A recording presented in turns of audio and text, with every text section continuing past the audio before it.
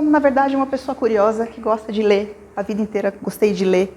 Eu fui para a ciência, eu fui para a psicanálise, porque na verdade eu gosto de estudar. Estudar para mim é uma coisa muito prazerosa. E eu descobri a bioenergética, bioenergia.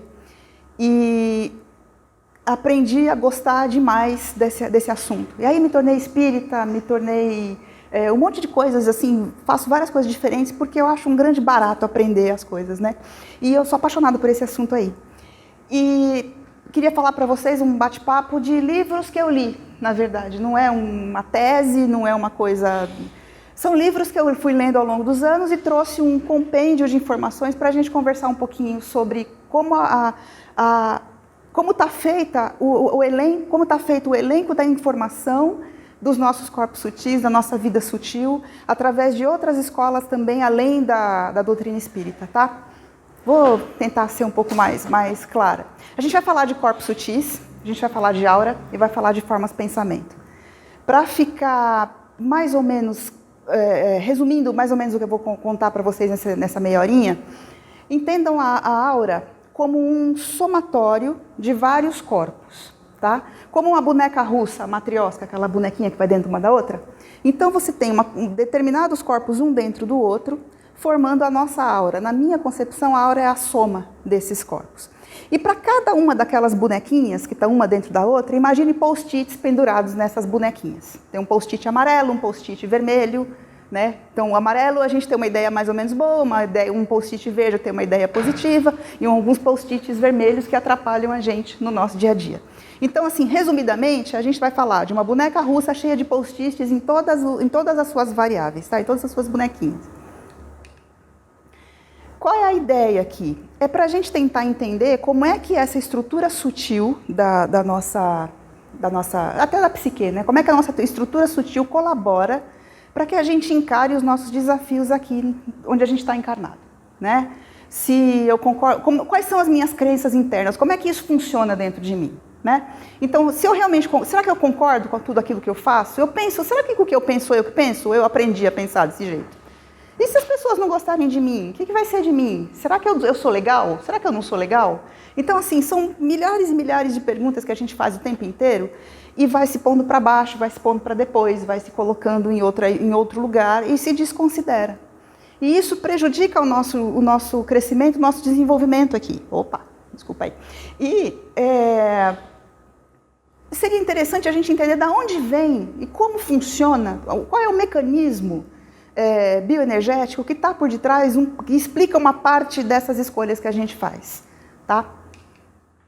De novo, as decisões e as tomadas de ação que a gente tem na vida são funções de tudo que a gente aprendeu, do conhecimento que a gente acumulou, das experiências de vida. Eu não vou colocar a mão na boca do fogão porque eu sei que vai me machucar. Então isso é uma experiência de vida, é um conhecimento acumulado. Ou porque eu vi alguém que pôs a mão, se queimou, então eu não vou fazer igual porque eu aprendi.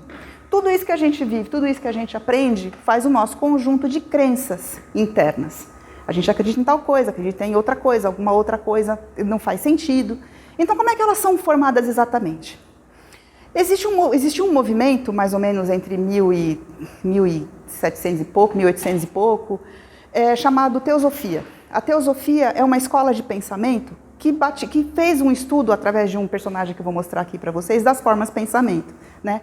Esse movimento dessa pessoa e dessas pessoas da escola teosófica é mais ou menos paralelo com o aparecimento do espiritismo, bate um pouco assim o horário, né?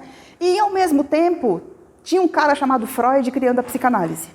Então a gente tem um período muito fértil aí em que a informação interessante da espiritualidade veio para o planeta, que vale muito a pena a gente poder juntar tudo isso num pacote só, né? E eu vou tentar dizer mais ou menos onde fica cada uma, conforme eu vou passando os slides aqui. Então a teosofia trouxe pra gente o conceito de formas pensamento, tá bom?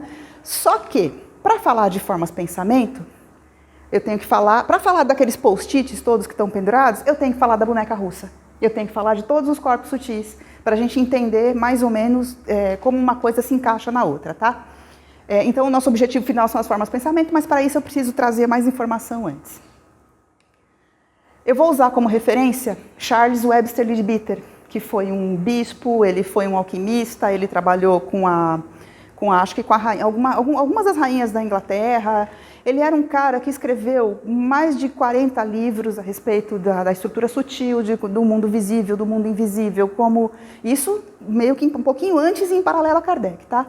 E ele trouxe uma série de informações para a gente sobre essa questão da bioenergia, da bioenergética, tá? Ele escreveu mais de 40 livros. E aí, esse rapaz aqui, o Arthur Powell, ele falou, não vai dar para ler os 40 livros, pelo amor de Deus. Ele pegou e fez alguns compêndios. E aí ele escreveu, aí eu vou passar um por um ali. Ele escreveu O Corpo Causal, eu vou falar sobre isso, tá? Ele escreveu um livro chamado O Corpo Causal e o Ego. Depois ele abriu outro livro para falar só do corpo mental. São livros enormes, a gente acha isso em sebo, tá? Vale super a pena, recomendo vivamente. Se quiser pegar, só fotografar, fica à vontade. Falando do corpo astral, falando do duplo etérico, tá? E esses são compêndios da obra de Leadbeater que o Powell fez. Ao mesmo tempo, Leadbeater também escreveu sobre os chakras, sobre a mônada, fez outros livros também que não estão aqui nessa tela, tá, que eu não usei dessa vez. Mas nesse livro, O Homem Invisível e Invisível, ele menciona essa coisa da troca, mostra um pouco de como esses corpos são, e fala sobre a mônada, que vai ser o nosso primeiro assunto depois. E foi ele que escreveu o livro Formas de Pensamento, traduzido pela editora Pensamento como Formas de Pensamento, tá? Que é o livro que eu tenho em casa, eu tenho esses livros aqui e trabalhei com eles, tá? E agora a Madras, em 2015, corrigiu esse nome para Formas Pensamento. Parece uma bobagem, mas assim, o Formas de Pensamento traz uma ideia de jeitão de pensar. Eu vou pensar desse jeito, é o meu jeitão de pensar. O Formas Pensamento, ele tem uma denominação mais parecida com o que eu vou mostrar aqui, que é um aglomerado energético, é uma forma que tem origem no pensamento. Então eu particularmente gosto mais desse nome aqui, tá? Eu estou trazendo um pouquinho do Zimmermann, que ele é muito conhecido no meio espírita, ele tem um livro enorme, bonito, colorido, lindo, sobre o perispírito, tá? E eu estou trazendo também, e eu recomendo, na verdade, nem trouxe dessa vez, mas eu recomendo muito um áudio do Gasparetto da década de 80, chamado Mundo das Amebas, em que ele mostra os pares de opostos dessas formas de pensamento. Recomendo vivamente que depois dessa informação, e se quiser ler um pouco disso, tudo isso, que se conheça esse trabalho, porque é extraordinário. Tá? Eu vou começar do sutil para o denso, tá? Eu vou começar... Eu estou na tua frente? Não? Tá. Eu vou começar do sutil por dentro, eu vou começar falando da mônada. A mônada é aquele livrinho branco, fininho, do Leadbeater, que a gente estuda para entender como é que eu posso resumir isso. A informação que se tem sobre essa mônada é muito escassa, a gente não tem quase nada, eu só conheço esse livro a respeito, tá? Pelo menos com esse nome, né? E é lá que fica a consciência divina. Para ficar mais ou menos simples, é como se fosse um copo d'água, e cada um dos espíritos que fazem parte desse copo, dessa quantia de água dentro desse copo, eles encarnam e reencarnam, passando pelos vários planos e vão até a mônada para deixar na mônada a informação positiva que ele aprendeu nos seus encarnes e reencarnes. Na mônada só chega aquilo que é positivo. Na mônada não chega tristeza, não chega raiva, não chega nada que seja emoção, ele chega só aprendizado. É como se fosse aqui agora. Como se cada um de nós estivéssemos numa mesma mônada, daí a gente chegou aqui para compartilhar as fofocas. Eu aprendi tal coisa da última vez. E você aprendeu outra coisa. Aí você me conta e eu conto para você e todo mundo cresce. Então a mônada é um lugar final em literatura. Pode ser que existem outras coisas acima da mônada, não sei. Na literatura é o lugar final para onde a gente vai. E a nossa meta é voltar para casa. E aí voltar para casa é voltar para a mônada, tá? Depois da mônada, descendo e coagulando, a gente vai descendo nos outros planos. Plano causal, como essa pilha de pedras, né? O plano causal, o plano mental, o plano astral, o plano físico. Aí eu vou falar um pouquinho de cada um. Existe uma correlação direta entre esses planos, né? Interpenetrados, um ao outro. E o nosso objetivo é expressar e ser a consciência divina que a gente é lá na mônada. Estar em contato com o meu eu superior, representar e trazer para baixo, aqui para baixo, vamos chamar de baixo, né? Não sei, mas trazer aqui para o denso o que a mônada quer que a gente seja. Tá? E a nossa realização pessoal é ser o que eu sou. Então, é disso que se trata. O primeiro corpo que a gente tem depois, quando sai da mônada, cada gotinha de água, é o corpo causal. Em alguns outros momentos a gente pode conhecer isso como corpo búdico, né? Em outros lugares por aí, em outros nomes, né? Para esse corpo. E ele persiste por toda a evolução, porque é ele que vai até a mônada e volta. Então ele persiste por toda a evolução do homem, né? E nele ficam as causas dos efeitos. De novo, nele só fica o que é bom. Nele só fica a necessidade. Por exemplo, eu tenho a necessidade de aprender tal coisa, então eu vou reencarnar para aprender tal coisa. Essa necessidade que está chamando para a compleição desse espírito reside no corpo causal. Aí você vai, aprende, volta e põe na gavetinha lá que você aprendeu aquela necessidade, né? E aí vai evoluindo e aí, de novo, não tem literatura acima disso, tá? É o lugar que tá onde ficam os pensamentos abstratos, os pensamentos de ética mais alta, de justiça mais alta, de pureza mais alta, de espiritualidade mais alta, né? De amor ao próximo da maneira mais alta, tá? É ele que te individualiza dentro daquele copo d'água que eu mencionei antes. Quando a gente volta para a mônada, a gente não volta e se perde lá dentro. Existe uma coisa que eu não vou saber explicar como é que é feito, mas é fantástico porque você entra para o todo sem se perder de você mesmo, né? Então é através desses mecanismos que isso acontece. É o que a gente tem de informação por enquanto, né? Outra vez, né, os vícios não contaminam o corpo causal. Só a coisa boa vai lá para cima. Tá? O que não é, não vai. Se está faltando, desce e vem pegar, né? Para cá. O próximo corpo, e de novo, tá? Lembra da boneca russa? Um corpo está dentro do outro corpo, que está interpenetrado no outro, e o do centro puxando esses corpos e centralizando isso num objeto só, no que a gente é hoje, por exemplo, né? No corpo mental, a gente tem a manifestação do intelecto. Tá? Em alguns outros livros, algumas outras teorias, dividem o corpo mental superior e o corpo mental inferior. A gente vê essa partição quando a gente aprende sobre corpo mental, né? Aqui está tudo num lugar só. Ele tem uma forma ovoide. Todas essas figuras são figuras que o Leadbeater era médium, tá? Então ele desenhava e fazia, todas essas figuras foram ele que fez. Foi ele que fez. Todas essas e as que vão vir, tá? E aí ele desenhou o máximo que ele pôde a respeito de cada uma. Então, o que acontece? Você tem pensamentos mais abstratos, mais leves, mais sutis, ética, justiça, igualdade, lealdade, aqui em cima, pensamentos mais difíceis, mais densos, mais para baixo, nesse corpo sutil, tá? E todas essas figuras são no homem invisível e invisível do Leadbeater, tá? Caso alguém queira ver. Nesses livros tem várias fotos, eu trouxe algumas, né? Bom, enfim, de novo, né, ele se funde, o corpo astral que vai vir depois vai chamar ele, vai puxar ele para dentro dele, né? Como você tem essa interpenetração do corpo mental por sobre os outros, a gente acabou criando uma confusão em que o meu eu é a minha mente. O meu eu não está aqui na mente, o meu eu está no meu espírito. Né? E a minha mente é o corpo inteiro. É por isso que quando você está meio confuso, você não sabe direito o que fazer, você tropeça, porque sua mente está te avisando, né? No seu pé você tropeça. A sua mente está te avisando que você tem que prestar atenção em alguma coisa, né? A mente é o corpo inteiro, né? E o seu espírito vem daqui. Os hindus dizem que a gente encarna pela cabeça, os alquimistas também, que a gente encarna pela cabeça e fica por aqui, né? Dentro desse chakra, mais nessa região o espírito da gente fica aqui. Então, quando a gente tem que tomar uma decisão, a melhor forma de tomar uma decisão é olhar para dentro e perguntar: como é que eu me sinto se eu optar pela opção 1? Putz, eu me sinto mal, o negócio aperta, fica ruim, eu não vou optar por isso. Eu vou optar pela 2, que me faz expandir, que me faz crescer, que me faz sentir feliz, mesmo todo mundo diga o contrário. Então, eu vou até aproveitar esse gancho. Uma tomada de decisão, como é que você faz? Você não faz com a cabeça, você faz com o corpo.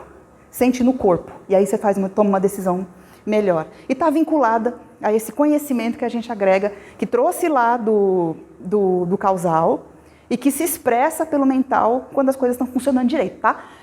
E que se expressa pelo mental. Então, um bom discurso, uma coisa que emocione a gente é a explicação, é a trasladação da informação causal pelo mental para atingir a gente. É por isso que a gente se comove com determinadas coisas, né?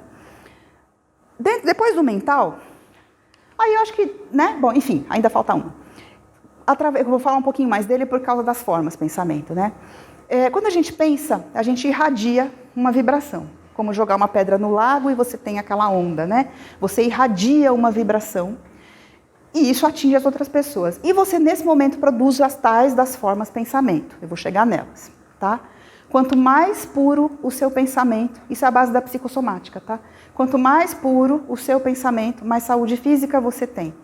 Os alquimistas, eu venho da alquimia também, eu acho muito bacana. A gente alquimista diz que toda doença começa numa ideia. Então, a partir do momento que você tem um bom pensamento e você resolve aquela questão, tira a sua dúvida, olha para dentro de verdade, você chega numa condição física bem melhor do que se não fizesse dessa forma, né? Então, mais uma vez, né, a vida emocional e mental, ela afeta o corpo físico. E o corpo mental está sujeito às leis do hábito. Se eu me acostumar a fazer uma coisa positiva, eu sempre vou fazer positivo, eu sempre vou parar no farol verde. Eu acostumei, mesmo não ter ninguém, eu acho que faz parte, eu tenho que parar. Se não, e da mesma forma do lado negativo, né? As leis do hábito, dependendo da posição onde está o seu pensamento, regem o seu movimento, né, na vida. Depois do mental, a gente vai chegar no corpo astral, que aí já é mais conhecido da gente, a gente tem mais informação em função da literatura que é maior nesse sentido, né? O Zimmermann chama de perispírito, alguns chamam de psicossoma ou de corpo emocional, tá? Ele, materialmente, ele é uma cópia, a nossa cópia no plano astral, tem o mesmo formato que a gente tem aqui agora, né? Ele é o que expressa as nossas paixões, as nossas emoções. O que eu estou chamando de correspondente biológico é ele que traz o molde, né? Nós somos a mesma coisa lá do que aqui. O Zimmermann traz algumas características científicas para ele, né? Ele é plástico, ou seja, ele estica, ele amassa, desamassa, ele tem uma densidade, ele é ponderável, ou seja, você pode pesar. Matéria astral pesa. Na hora que a gente se livra, eu não sei se vocês já perceberam isso, mas você está lá chateadão, aí você vai lá e se pesa. Aí depois você vai lá, resolve, meia hora depois, você se vai melhor, se pesa de novo para você ver como não dá diferença. Dá diferença de massa, é impressionante. E ele tem luz, a gente tem, é através dele que a gente é sensível para perceber os outros planos, perceber outras presenças, perceber o que o outro está sentindo. É através dele que a gente tem essa troca uns com os outros, né? É ele que individualiza a gente, que ordena, que deixa o braço esquerdo no lado esquerdo, deixa o braço direito no lugar direito e nos sustenta aqui embaixo, no plano físico, né? O corpo astral, de novo, né? Ele é o cara que tem um pouco mais de densidade do que aqueles outros, então ele também está puxando o mental para dentro dele, né? E aí, e o causal também, então a gente está na terceira bonequinha russa, tá? Ele está sempre em constante movimento, em função dos sentimentos, das paixões, das emoções. Na verdade, os sentimentos estão lá no causal e as paixões e as emoções estão no corpo astral. E toda emoção tem origem intelectual, tem origem mental. Se eu tenho raiva de uma pessoa que pisou no meu pé, é porque esta pessoa pisou no meu pé. Existe uma causa mental. Então, toda a emoção que a gente sente, a raiva, a ira, a tristeza, é porque a gente fez um raciocínio que levou a essa sensação. Então, o corpo emocional, a emoção, ela é originariamente mental.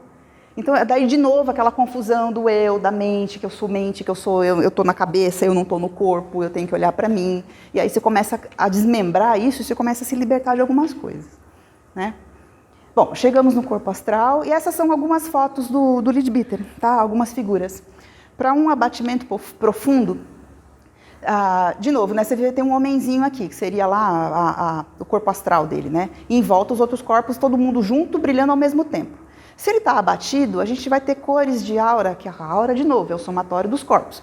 Então, vai ter uma aura escura, vai ter uma aura pesada, vai ter uma aura esquisita. Olha, essa daqui para a avareza. Ele mostra como uma coisa manchada, escura, você quase não vê a pessoa lá dentro. O medo, você vê que tem bastante interferência aqui, parece aquelas televisões que a gente tinha quando era criança, né? Falta uma antena, um bombril, para ver se melhora. Mas, assim, são muita coisa que atrapalha a nossa relação. Você está aqui e o mundo está aqui, você tem a sua aura em volta. E você imagina, você quer passar para lá e você quer interagir, mas tem um monte de sujeira em volta. Então, quanto mais você limpa seus corpos, melhor é. E aí você tem uma série de técnicas para fazer isso, né? Mas, enfim, esses são exemplos de de corpos astrais do Leadbeater. Nesse mesmo livro, O Homem Invisível e Invisível, tem mais um monte lá, né? Essa daqui é uma expressão de cólera, tá?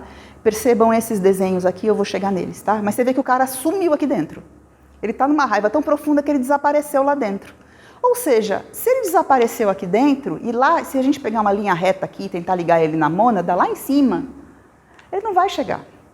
Tem uma coisa entupindo o caminho dele, ele não vai ter acesso. E o plano espiritual não vai ter acesso para alertar, ajudar, orientar essa pessoa. Então a gente, na nossa raiva, nos nossos medos, a gente se suja e não deixa a troca existir. É como um filtro de carro, aquele do carro que a gente troca, ele amarelinho, né? Que a gente troca de vez em quando. Se sujou, você perde o contato com a galera legal lá de cima, né? Oh, perdão, peraí que eu fiz errado. Aqui. Esse é um impulso súbito, aí vamos falar dos positivos, né? Impulsos súbitos de amor e de devoção. E aí, de novo, tem essas bolinhas aqui, né? Eu vou chegar nelas já já. Mas são exemplos do que ele mostra no trabalho dele, tá? Ele desenhou, né, a aura de pessoas que ele considerou evoluídas. Então, de novo, né, a gente tem os 3 corpos interpenetrados ao mesmo tempo agora. Só que ele é um tipo de clarividente, ele era, né, um tipo de clarividente que conseguia ver separadamente também, tá? Então ele desenhou o corpo astral de uma pessoa evoluída. Ele dá uma ideia de um exemplo, né, de um corpo mental de uma pessoa evoluída, com os pensamentos melhores em cima, tá vendo? E pouca coisa negativa embaixo. E ele mostra um desenho diferentão, assim, para um corpo causal de uma pessoa que está de bem com a vida, né? Não sei quem era, não fala, não me lembro, mas ele dá esses exemplos no trabalho dele.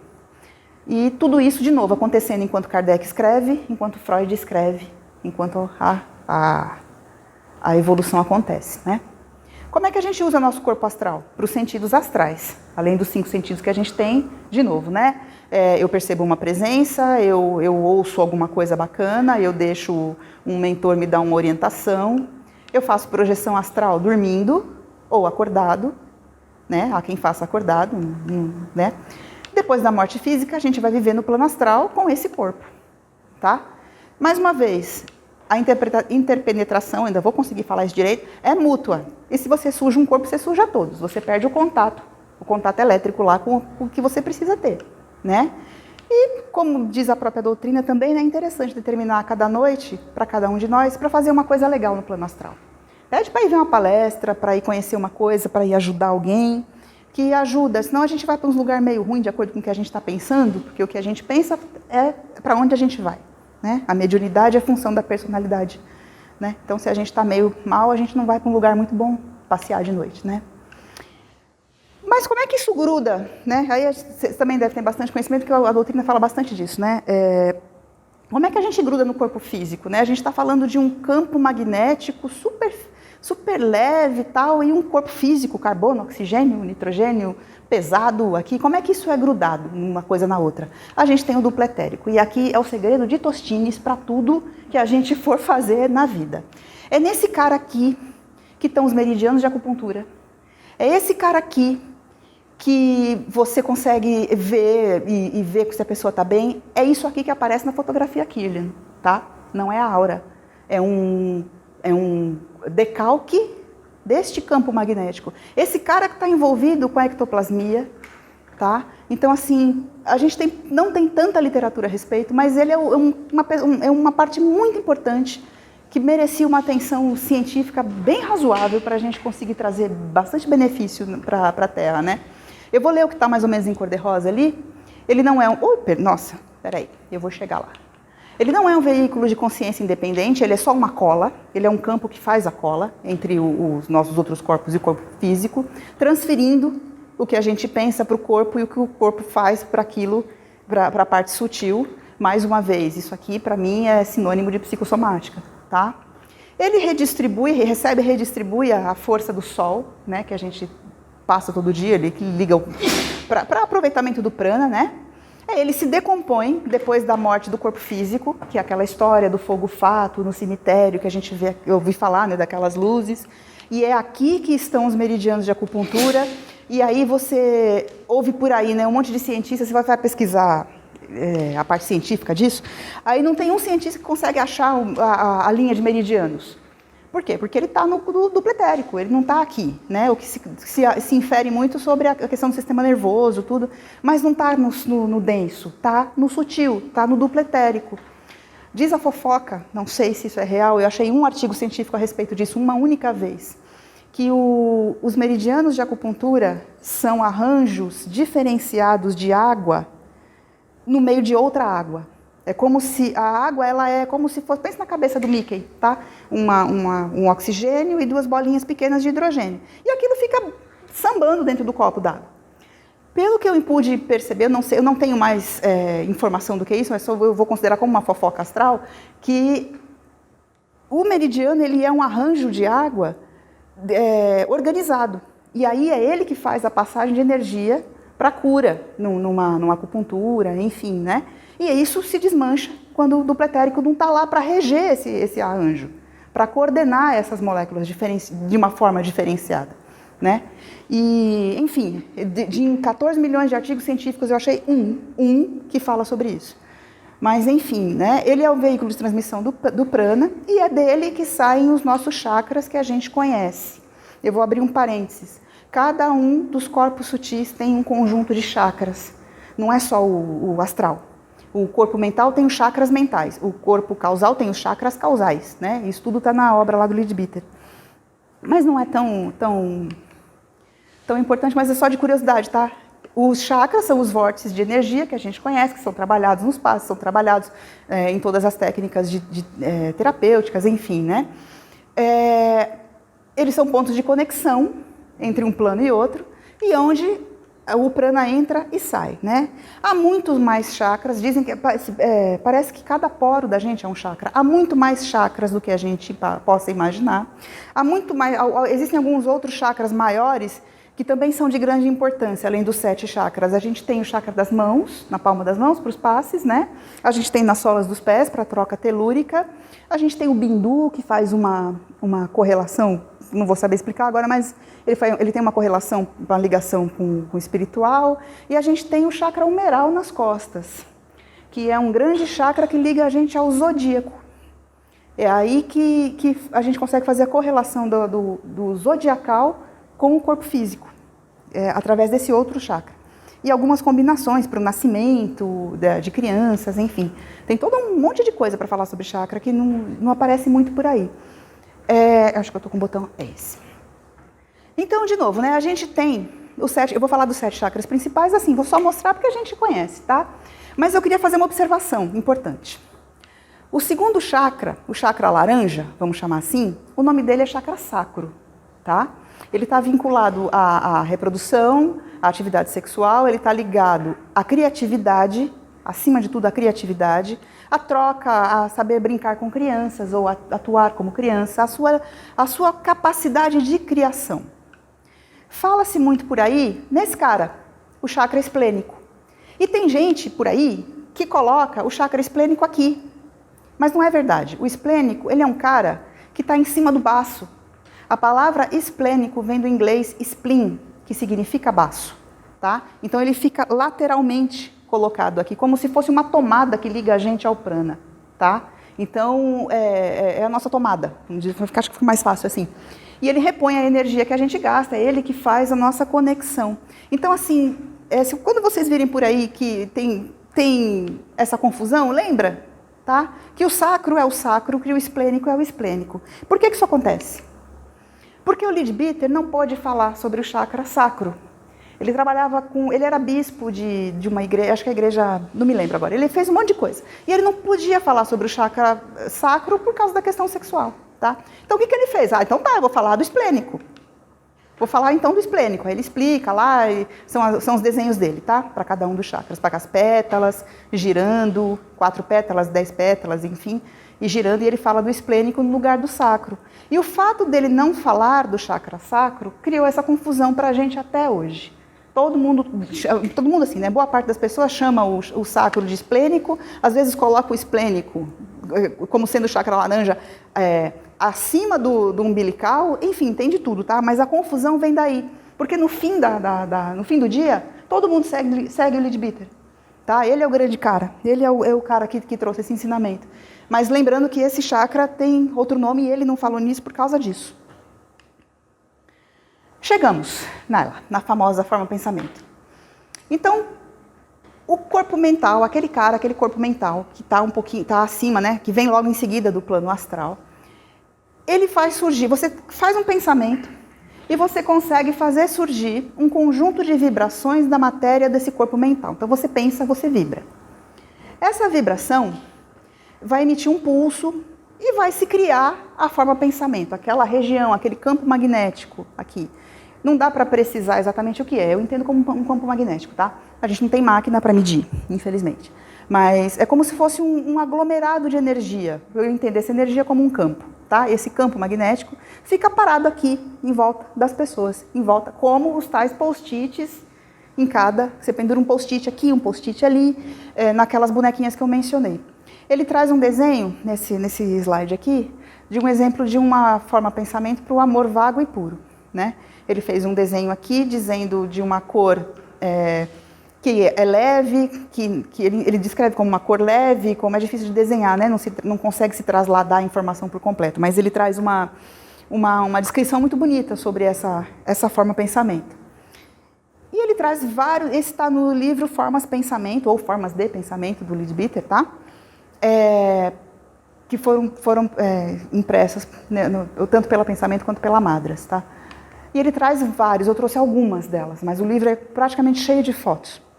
Quando a atividade do pensamento se reveste de matéria astral, especialmente quando a atividade é mais passional, traz uma coisa mais puxada para eu não gosto da palavra negativo, mas é só para a gente entender, tá? Traz para uma coisa mais densa. O tipo de forma que surge são os mais variados possíveis, tá? A raiva explosiva, você vê, né? Imagine, isso aqui voando na direção de uma outra pessoa, né? Perfurando a outra pessoa. Ou um ciúme, uma coisa que abraça a outra pessoa, você é meu e ninguém vai tirar você de mim, entendeu? Ou um ciúme colérico, em que ele abraça, ele puxa, pode vir a puxar, né, a pessoa e tentar puxar e sujar a outra pessoa, enfim. O medo súbito, tá? São exemplos disso.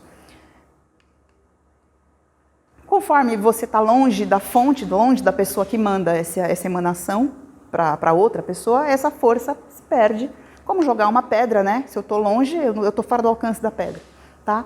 O que faz uma forma de pensamento atuar sobre uma pessoa ou sobre si mesmo é a clareza e a definição desse pensamento. Se eu odeio e eu tenho uma causa para odiar e eu odeio com ipsis literis, com uma tese de 400 páginas porque eu odeio, esse pensamento vai ser mais, essa forma de pensamento vai ser mais forte, tá? Se eu odeio mais ou menos, ela é um pouco mais indefinida, então logo ela pode ser debelada com menos dificuldade, né? Formas de pensamento são coisas muito difíceis de se limpar. Eu estou confusa com os botões aqui. É possível dirigir essas energias, essas camadas energéticas, né, para uma outra pessoa, né, num rompante, ou uma coisa positiva também, tá? Você pode mandar um amor radiante, pode mandar uma lembrança, pode mandar uma coisa positiva, ou mandar uma coisa negativa para uma outra pessoa ou para si mesmo, tá? Isso aí você pode descarregar. Eu me odeio tão profundamente que eu me encho desse negócio aqui, porque eu me odeio, eu não sou aquilo que disseram que eu deveria ser, então eu não gosto de mim, então eu jogo isso para dentro de mim. Imagine o dano que isso faz nos corpos sutis da gente, que reverbera no corpo físico. Que tipo de doença física a gente pode não ter quando a gente não gosta de si mesmo, né? É bem complicado. O que a doutrina espírita fala sobre isso, né? Tem pouca coisa escrita. O único lugar que eu achei um pouco mais é no capítulo 14 da Gênese. A Gênese, pelo menos para mim, né, que eu venho da ciência, a Gênese é um negócio que você faz um pote de pipoca desse tamanho e vai ler a Gênese, porque eu acho o melhor livro do Kardec, né? Eu peguei alguns pedacinhos lá para a gente olhar. Eu vou ler só a parte mais em negrito para a gente não queimar muito tempo assim. Dependendo de como o espírito seja mais ou menos depurado, seu perispírito se forma de partes mais puras ou mais grosseiras de acordo com aquilo que ele pensa. O seu perispírito está mais fluido ou menos fluido, né? mais sutil ou menos sutil, né? A constituição íntima do perispírito não é idêntica em todos os espíritos. Por quê? Porque ele pensa. E ele vai pegar em volta, aqui no espaço, a energia proporcional àquilo que ele pensa. Se eu penso uma coisa legal, eu vou pegar os eflúvios aqui que forem mais leves. Eu vou trabalhar com coisa leve, vai ser mais fácil. Se eu sou uma pessoa mais zangada, eu vou pegar toda a porcariada que está aqui em volta e eu vou usar. E eu vou me sujar com essa coisa toda. Né? É mais ou menos isso que ele fala. No item 16, os fluidos espirituais, que são os veículos do pensamento, ele repete isso, né? De novo, eles devem estar impregnados de qualidades boas ou más dos pensamentos que os colocam em vibração, certo? De novo, né? Ele tem que estar impregnado de acordo com aquilo que você pensa. Se você pensa bem de uma pessoa ou de si mesmo, você vai ter uma fluidez melhor, tá? Um mecanismo mais engraxado, uma coisa que funciona mais.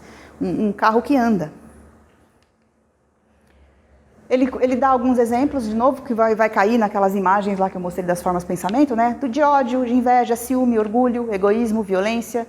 Tudo isso são estruturas, que são sentimentos, emoções, que acabam se tornando materializadas em formas de pensamento.